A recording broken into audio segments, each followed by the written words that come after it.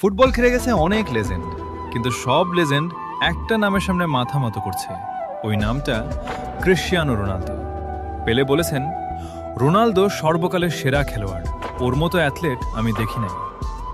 Diego Maradona বলেছিলেন, রোনালদোর সাথে কারো তুলনা হয় না, ওর মতো কেউ হতে পারবে না।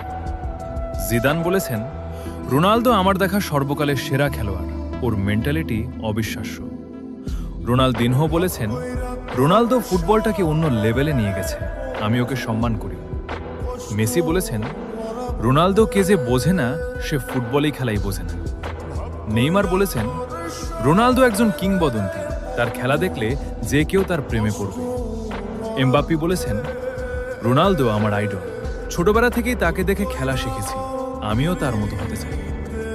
কাকা বলেছেন, Ronaldo great of all time god, এবং তার সাথে কারো তুলনা হয় না, সে সর্বকালের সেরা প্লেয়ার। 970-এর বেশি গোল, 5টা ব্যালন ডিওর, 5টা চ্যাম্পিয়ন্স লিগ, এক সিজনের 15টা ট্রফি জয়। নাম্বার না ভাই, নাম্বার তো লেজেন্ডরাই বলতেছে। এই জন্যই ও GOAT, greatest of all time, Cristiano Ronaldo. রোনালদোর সাথে কারো তুলনা হয় না, সে সবার আইডল, সবার অনুপ্রেরণা।